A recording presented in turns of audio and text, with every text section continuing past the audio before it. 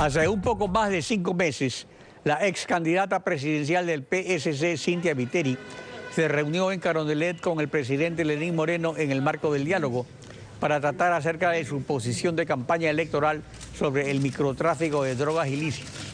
El asambleísta del PSC, Vicente Italiano, autor de un proyecto de ley contra el microtráfico, acompañó a Cynthia Viteri a Carondelet. Buenos días, bienvenido a Contacto Directo. ¿Qué tal, doctor? Buenos días, gracias por el espacio, un saludo para usted y para los televidentes. Ese mismo día del diálogo, el día anterior, creo, 4 de julio, la bancada del PSC había presentado el proyecto de ley sobre el tema. ¿Qué resultados hay sobre el trámite a ese proyecto de ley? Antes del diálogo con el presidente de la República, precisamente el día 29 de junio de este año, presentamos el proyecto de ley como bancada del Cambio Positivo, precisamente que tenía 4 finalidades. Primero, no criminalizar al consumidor. Segundo, eliminar la tabla de drogas o la tabla conocida como la tabla del consumo. Tercero, revisar el tratamiento de las penas. Y cuarto, que el tratamiento por parte del Estado en cuanto a rehabilitación sea una obligación. Hay una resistencia de Alianza País de tratar lo de la tabla. Una vez la modificaron y ahora no quieren hacer nada sobre eso.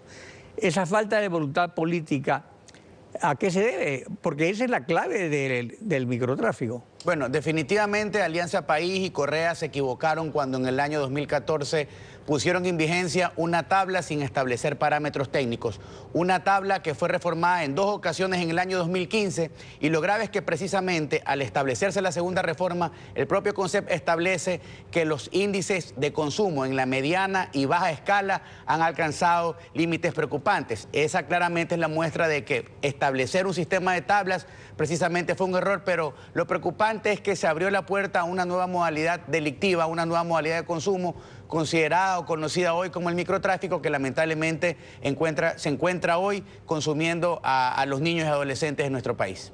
Esa falta de voluntad política en la Asamblea, siendo como es un tema de interés general que afecta a las familias ecuatorianas, que rebasa el apoyo que puede dar los legisladores de Alianza País que respaldan al presidente Lenín Moreno, revelaría una especie de paralización de la Asamblea. ¿Qué está ocurriendo políticamente en la Asamblea? Bueno, lamentablemente el proyecto sigue aún en el CAL. Esperemos que sea calificado precisamente para que sea derivado a la Comisión de Justicia, que es la competente para realizar el tratamiento. Pero la Asamblea en este caso tiene una deuda pendiente con las madres y con los padres del Ecuador, porque nuestra propuesta, más allá de haber recogido argumentos técnicos y argumentos jurídicos basados en estadísticas, definitivamente es consecuencia del clamor de la madre ecuatoriana, cuando en la campaña electoral junto a Cynthia Viteri recorríamos las plazas, las calles y encontramos a jóvenes y a niños, por ejemplo, que tenían que ser amarrados a pilares desde las casas, o encontramos como por ejemplo en la Isla Trinitaria o en Bastión Popular a madres que hacen prácticamente guardia en los baños de los colegios y en las afueras de los colegios para que los expendedores no le lleven la droga o la mal llamada H a los jóvenes. La Asamblea tiene que reaccionar, tenemos que despertar de este letargo y este es un tema que tiene que ser incluido como una prioridad legislativa. Una prioridad legislativa que fue presentada por un bloque como consecuencia del clamor de la voluntad popular. Pero en esa reunión que tuvieron con el presidente, ustedes le comunicaron la presentación del proyecto de ley, también eventualmente en principio indicó que estarían dispuestos a apoyar ese proyecto de ley.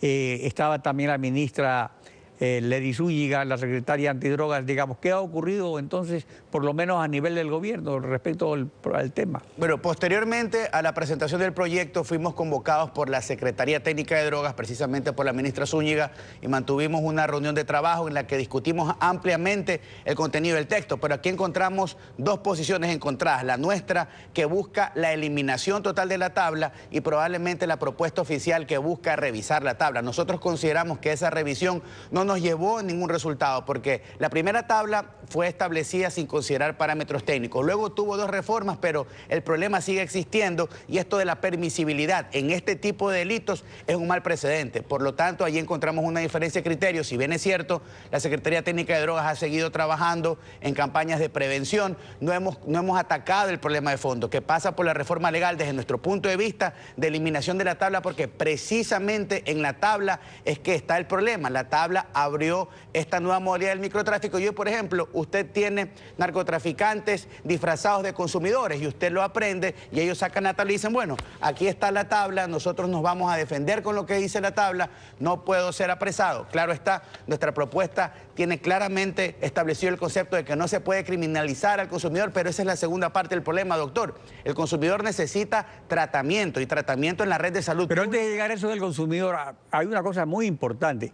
Esto de la tabla de consumo permitido. El consumo permitido es algo que ya tiene algunos años, pero la tabla es muy importante porque en algunos países ha sido introducida por influencia de los grandes narcotraficantes, porque estimular el consumo interno de drogas, que nunca ha habido en el Ecuador, solo ha sido un país de tránsito del gran tráfico internacional, equivale a distraer a las fuerzas del orden, a distraer a la policía, a distraer a todos aquellos que tienen que preocuparse de combatir el narcotráfico. O en su defecto, siguen combatiendo el narcotráfico y no atienden el microtráfico, lo cual en cualquiera de los dos escenarios es un desastre. Entonces el meollo del asunto es la tabla. O sea, ¿qué pasa con la tabla? Mire, definitivamente, doctor, tanto es correcto lo que usted acaba de afirmar, que usted tiene una tabla que por un lado establece cantidades para el porte y por otro lado establece cantidades en la misma proporción para una sanción de un delito, de mínima, mediana, alta o gran escala. Pero aquí hay otro contrasentido.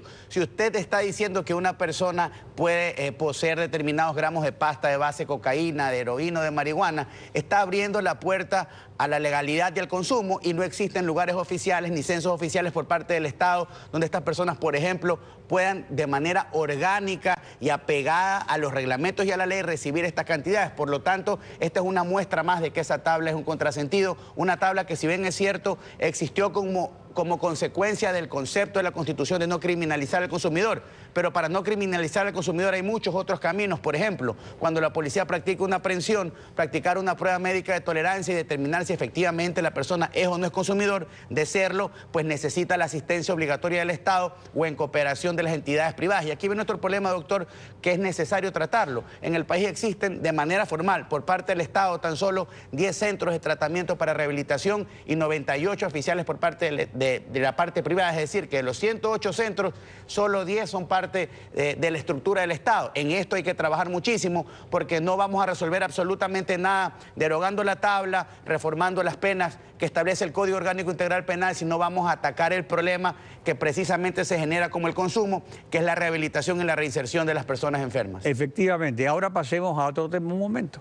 Ayer el CAL, luego de 5 meses de dilaciones y de asumir el rol que le corresponde a la Corte Constitucional sobre la admisibilidad al pedido de juicio político contra el vicepresidente, con los votos asambleístas del ala de Lenín Moreno, del PSC y de Creo, ha aceptado el trámite para el juicio político, pero debe ir al dictamen de la Corte y luego al trámite en la Comisión de Fiscalización, antes de ir al Pleno. Entre tanto, en 9 días hábiles se vence el plazo que da el artículo 146 de la Constitución para que haya falta definitiva del vicepresidente y sea sustituido de manera definitiva.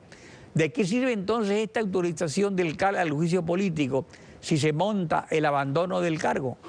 Lamentablemente, un actuar tardío, un despertar tardío en cuanto a fiscalización del CAL. Yo creo que el tema del vicepresidente va a estar resuelto por el transcurso del tiempo. La vacancia de temporal se va a volver definitiva y obviamente habrá que cumplir los presupuestos legales que pasan por el dictamen de la Corte Constitucional y luego ya el análisis de la terna remitida por el presidente de la República. Ahora el CAL pues va a dar paso al procesamiento, pero reitero, esta es una decisión extemporánea que debió haber sido tomada hace mucho tiempo, pero lamentablemente un falso espíritu de cuerpo blindó a Jorge Glass durante 2 meses a partir del segundo pedido de fiscalización. Ahora, un funcionario público puede ser juzgado políticamente hasta 1 año después de haber ejercido el cargo. Es decir, si por mandato constitucional vence su estadía en el cargo. Sin embargo, podría ser juzgado luego como un ex vicepresidente para dejar un precedente histórico, sentado ese precedente de que haya sido censurado por la Asamblea por su conducta en la conducción del cargo. Bueno, doctor, ese es el deber ser y eso debió haberse suscitado hace muchos meses cuando fue presentado este proceso político. Ahora tenemos dos caminos.